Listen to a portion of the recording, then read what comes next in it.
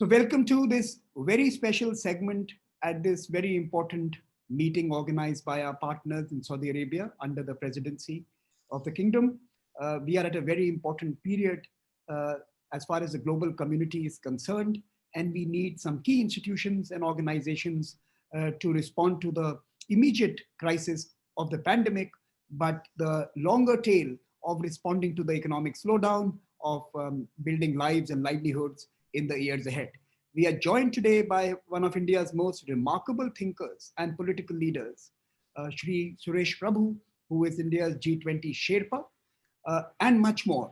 He is someone who has transformed Indian electricity sector. He has worked closely in India's rural transformations. He has led India's commerce and trade initiatives. He has re-energized the railways and the aviation sector. And today he will be architecting the Indian approach as it moved towards its own presidency in the year 2022, which also happens to be India's 75th year celebration since independence.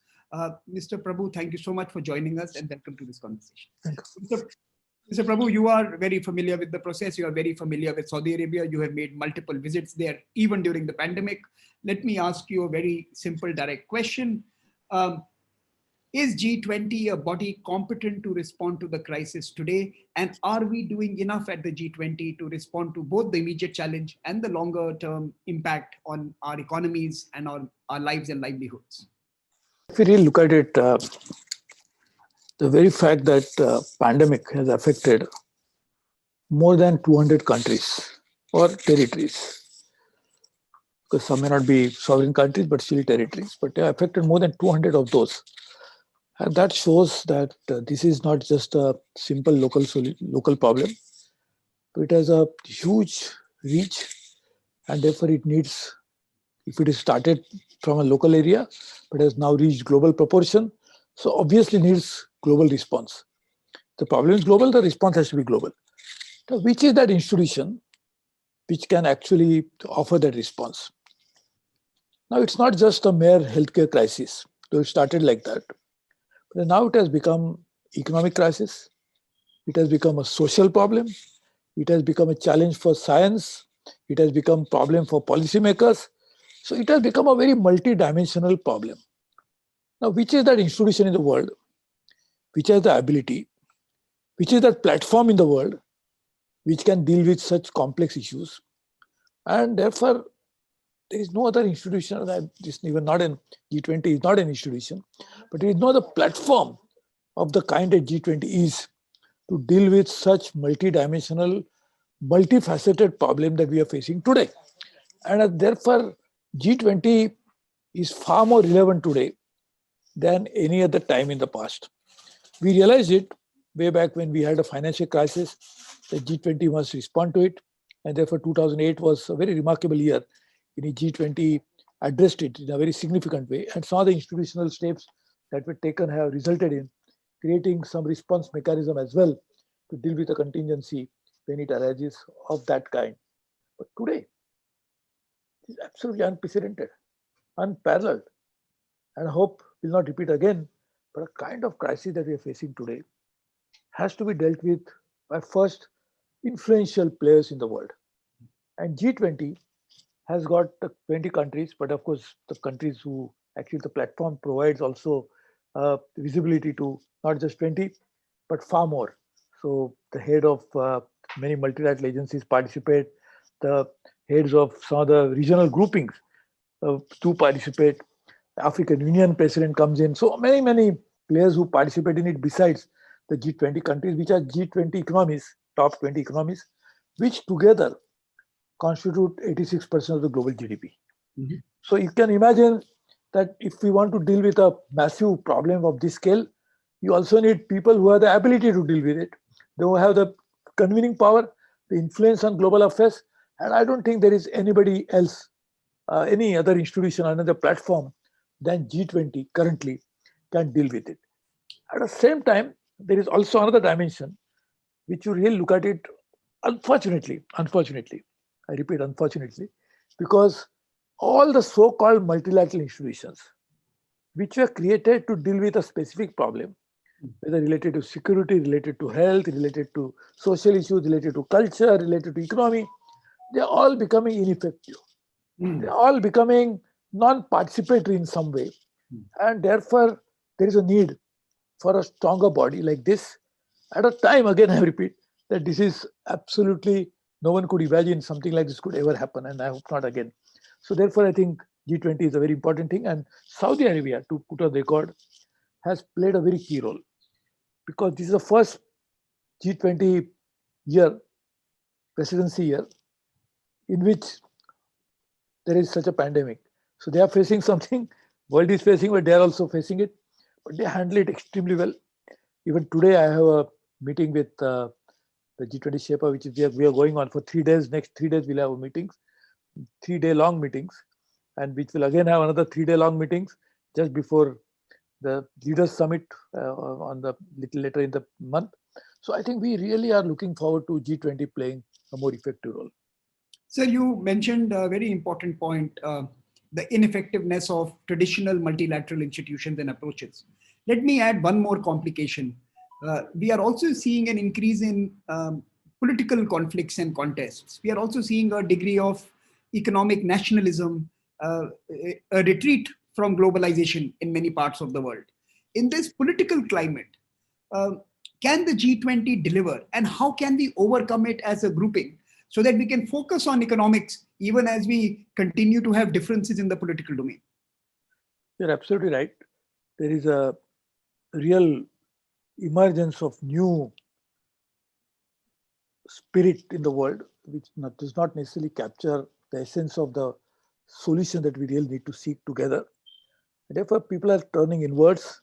People are trying to think that they can solve, they forget solving, but they don't want to deal with global problems, so they would like to be confined to their own borders, forgetting the fact that whether we like it or not, we have come a long way, and therefore we have to deal with some of the complex problems together. Let us look at vaccine. Everybody says that vaccine is a problem to corona. Absolutely true. May not be the 100% solution, but still a problem. It's still a solution. But if it is a solution, then vaccine development must happen collaboratively. It must happen not just in the laboratories collaboratively, but even delivery of it, even the testing of it, even the kind of volunteers who are coming forward to offer themselves as like a live laboratories to test whether this is going to work on the human bodies or not. All of this needs global effort. And therefore, in situation like this, you cannot address a problem of this kind. Let us take another example of another problem, climate change. You think, can you deal climate change on your own? Like healthcare, you cannot deal on your own. Climate change also cannot be dealt on their own. And the problem cannot be dealt on their own, but also solutions cannot be found unless we work together. And we realized, and we are a beneficiary, the world is a beneficiary of it. We have the solution of it, so we don't act on it is a different thing. United Nations Framework Convention on Climate Change created a body for the scientists. And that body has really come out with solutions to the problem. They know exactly, the science has proved what a climate change is. So why did it happen? The scientists of all the world came together. If there was no scientific community coming together like this, at least firstly, the acceptability of that science would not have been as good as it is today. And moreover, that particular science would not have been able to come out with such ideas unless they had come together. So coming together is the most important aspect of solving today's global problem. And no problem is local anymore. Even if you look at this, but take example of this. It started in China and it has now engulfed the whole world. Now the second wave which is coming is affecting Europe so badly. So can any continent, any country, any geography can say we are immune to this? It's no longer true. And same thing with climate change. Like for example, US is suffering one of the worst forest fires this year on the West Coast. Also facing at the same time some of the worst typhoons.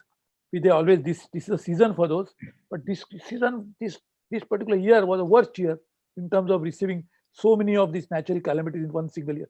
They don't start in US. They start somewhere maybe in Africa, in the oceans of Africa. But they travel long distance to hit the US coast. So ultimately, the problems are really speaking, you cannot stop the problem. When the tsunami hit the India and so many Asian countries, where did tsunami start?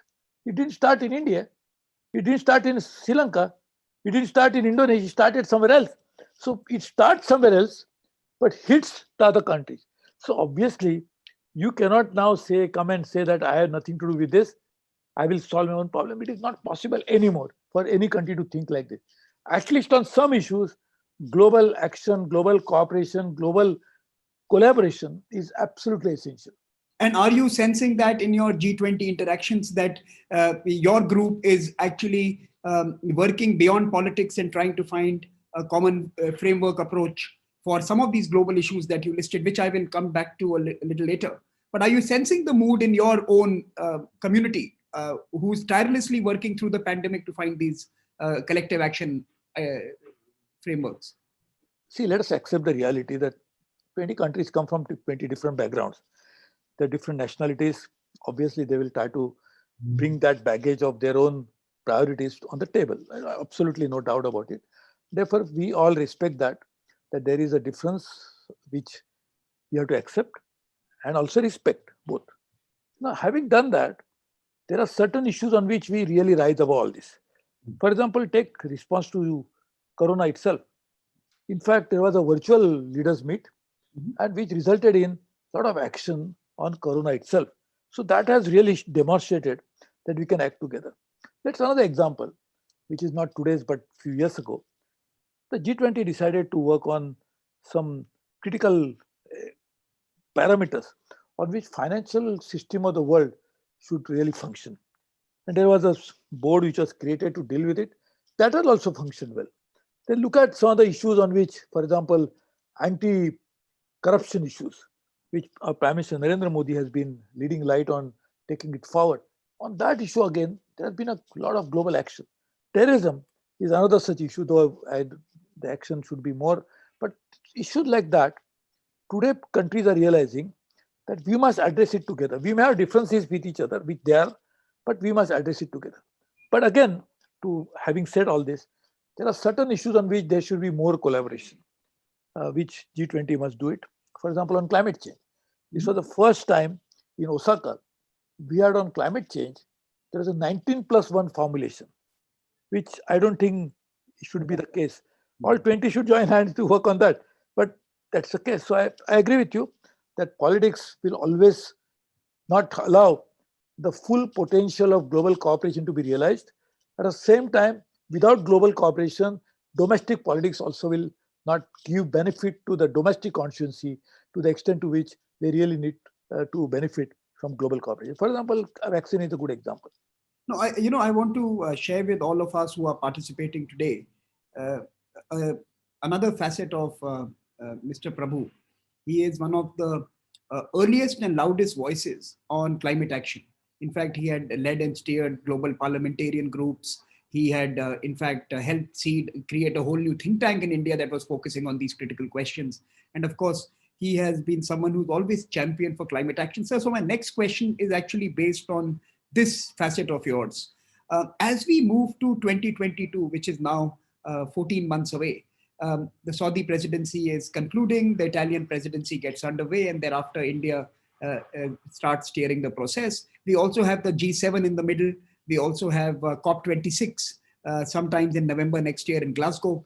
Do you think it is time for countries like India, Italy, and others to actually put into place a green stimulus that everyone signs on to? Is it time to build back green, build back using technology, build back with SDG agenda as the principal ethic for everyone to embrace? And do you think that moment is right for that? I don't think we have really choice anymore, because we are really running out of time as far as action is concerned. And we are running out of resources as a global community, because we are using much more than what is available on this planet. So we really have no choice but to go green, but go fast, because the green light, but then you can cross the signal anywhere in the world. But I think there is now only one sign that you can see, the red sign. So the green is necessary. Otherwise, the red sign is already, nature is already flashing that red sign for long, long time. So if you are not heading to it, I think we are heading for a real, real disaster. In fact, if you really look at it, I was just very interestingly, the country which does not necessarily always, there are many voices in the country which support it, but not unequivocally, there's the endorsement of that. Even in the US presidency election, climate change has become a very important issue, which is very heartening to see. And one of the most state which is going to determine the result of the presidency election, one of the few states, the battleground states, is so that state, in fact, is facing a lot of problems because of climate change. And that is something which is going to create issues for the community, which the community are saying in the election time that we are losing tourism, we are losing our agriculture, we are losing our businesses because of climate change. So this is a realization which has come into the people's mind. So this is something which, therefore, I think this is no longer a choice to see whether we'll go green or we'll not go green. And therefore, I welcome that even presidency election in the United States is now what the important issue on which they're fighting. There have always been some issues. Immigration has been the issue. Issues like that always been the US election issue dominate. But this time, even climate change has become a major issue because people are also realizing it. No, I guess you are referring to 2 or 3 important states in the US which derive their revenues from energy traditionally, but are today actually battling the impact of climate change. And by the way, even Texas is a very important state which is right on the verge of maybe turning to a different political direction. So let's see. That is for November 3rd, not for the G20. But let me ask you 2 important questions, sir. One is for you. What are the lessons that we have learned from the past, from the Saudi Arabian presidency, from the Japanese, Argentinian, and others who have contributed to the process? What is it that we have learned that countries like Italy and India should embrace in terms of the role and the structure of the G20? And how do we make it more popular amongst the common people? G20 is still seen to be the very wise and intellectual and powerful people's club. How do we make it a more mass organization where young teenagers can send you letters that we are interested in this issue and why don't you take it up? How do we make it more popular amongst the street? So 2 aspects to what you are speaking. Firstly, we would like to carry forward the good work done by the previous presidencies. That is for sure. Each presidency has put on table some of the very important issues. Like, for example, this time Saudi Arabia talked about land degradation. Japanese talked about the problems of the old, as well as the technology which can address them. So each presidency brings on table a lot of interesting issues. And Saudi Arabia, despite all the challenges, have really been able to focus on the issues very effectively. So we like to carry forward those issues for sure. We're not just going to dump them when India takes over the presidency, but we like to try to work on them because we feel it's a work in progress, because in 1 year you cannot address all such global issues in same time. So we have to continue with them. We'll do that. At the same time, India would like to add some of the priorities. Particularly, we feel that the countries which are in the room, the 20 countries, have a responsibility to take care of those who are not in the room. So there are many more countries who are not actually sitting around a table of G20, but we have a responsibility to take care of them. So India would like to work on behalf of all the countries in the world, particularly the most vulnerable ones, vulnerable from economic perspective, vulnerable from social perspective, challenging situation for them from climate perspective, all of them, we like to work with them and try to take this forward. So this is for sure. As far as the specific issue that we like to take forward, exactly the what point that you made, we are trying to get it from people themselves. What do you think should be the issues that G20 should focus on when India is the presidency? Because India is a presidency, holding presidency on behalf of 1.4 billion people. So their voice also has to be reflected and their concerns have to be articulated when we actually take up this presidency. So we are working on that. We are trying to bring together all kinds of stakeholders from different facets, from different spheres, from different backgrounds. And we already started working on that from academics, from scientific community, from social organizations, universities, many of those.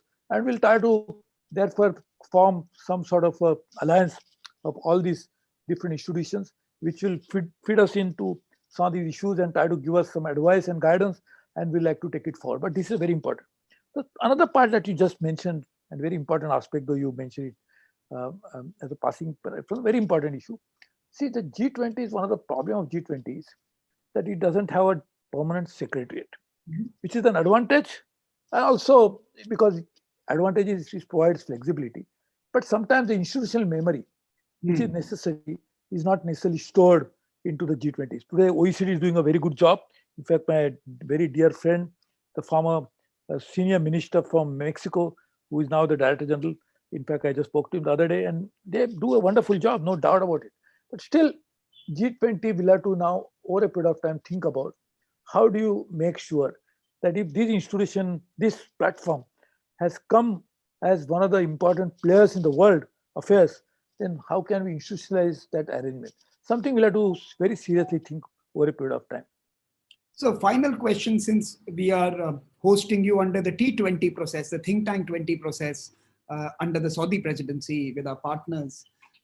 My question to you would be, as a G20 Sherpa, how important are organizations that feed into the larger ecosystem, like the W20, the Business 20, the Think Tank 20? How important are these efforts and initiatives for Sherpas and for the policymakers? Are we pleasing ourselves, or are we helping you out in any way? No, they are extremely important. In fact, their views are very much respected. Their inputs are taken very seriously. In fact, most of the G20 leaders meeting, some of these organizations get an opportunity to come and make a personal presentation. The B20 made a very good presentation even in the last Japanese presidency. So many of them do that. And in fact, on the sidelines of G20 leaders meetings, we always have some of these organizations coming and making the presentation, which are taken into the FIDER's leaders meeting also very seriously. In fact, when we have the Sherpa meetings, we also get this feedback from each of these grouping. And when we are trying to prepare, this is what exactly we are in the process of preparing the final leaders statement, we are actually taking those ideas emanating from there as our input and as our strong guiding principles. So I think this is very, very important process. We take them very seriously. And I think without them, I think this will be like we are working in isolation. So we have to be connected with all these important social organizations, social groupings, society at large. And without them, I don't think G20 can ever see that we have the mandate of working on their behalf unless we take their views on board. So I think that's a very good note to conclude this very in-depth yet small conversation, because we could have asked you so much more. It's a brief conversation because of the format, and we hope we'll be able to talk to you more often in the coming months as we move towards the Indian presidency. But your message is quite clear. G20 has an opportunity to serve humankind as a whole. It is at the forefront of responding to the challenges of our time. We need to think about building capabilities within the G20. We need to think about going green. We need to think about addressing the challenges faced by those who are not on the table. And of course, thank you so much for telling all of us that the work we do at the T20 makes a difference. And we hope what we produce at the outcome of the T20 process will be useful not only for the Saudi Arabian presidency, but will also feed into the Italian and Indian presidency. And so wish you all the best as you join the Troika this December and become part of the steering group for this very important platform that the world has built. Thank you very much for joining us. Thank you very much.